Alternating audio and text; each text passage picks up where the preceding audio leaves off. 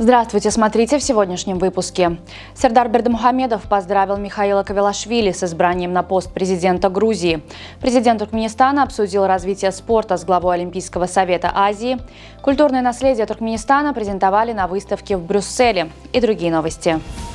Президент Туркменистана Сердар Бердымухамедов принял генерального директора Олимпийского совета Азии, президента Всемирной организации водных видов спорта Хусейна Аль-Муссалама.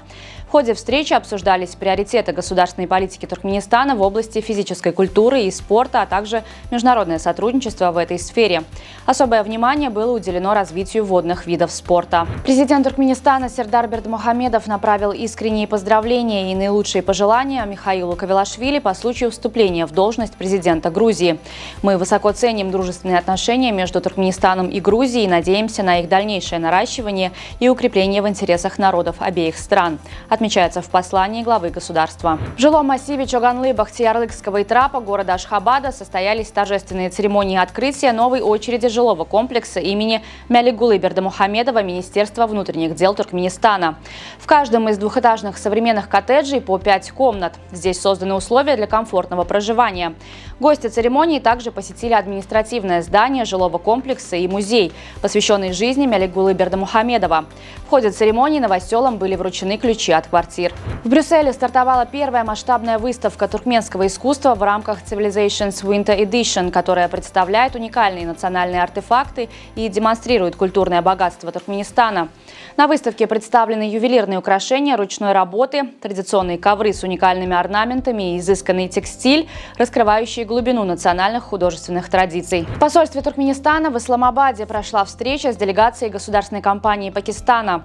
Пакистанские бизнесмены выразили большую заинтересованность в активизации контактов с туркменскими предпринимателями для дальнейшего расширения и увеличения двусторонней торговли. В этой связи стороны обсудили возможность организации выставки пакистанских товаров в Ашхабаде для налаживания партнерства и обмена бизнес-идеями. Представители Калмыцкого государственного университета и Туркменского государственного университета имени Махтум-Кули провели онлайн-встречу для обсуждения перспектив двустороннего взаимодействия в сфере образования.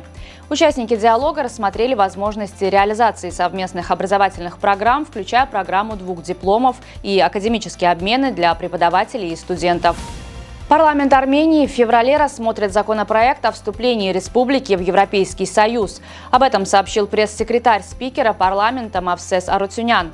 Законопроект, одобренный правительством 9 января, будет включен в повестку дня сессии 11-14 февраля.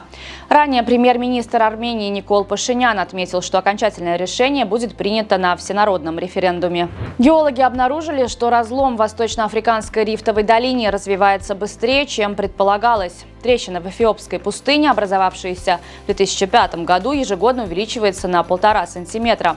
Профессор Кен Макдональд из Калифорнийского университета прогнозирует, что полный раскол континента может произойти за 1-5 миллионов лет, а не за десятки миллионов лет, как считалось ранее. Возможные последствия включают затопление долины водами Индийского океана и формирование нового материка – Нубийского континента. Федерация баскетбола Туркменистана начала отбор юных баскетболистов, мальчиков и девочек 2008 года рождения для участия в лагере «Баскетбол без границ». Отбор проводится совместно с НБА и ФИБА. Заявки принимаются до 26 января. На сегодня это все. Желаю вам хорошего завершения дня. Увидимся завтра. И не забывайте, что Туркменпортал – ваш самый надежный источник новостей.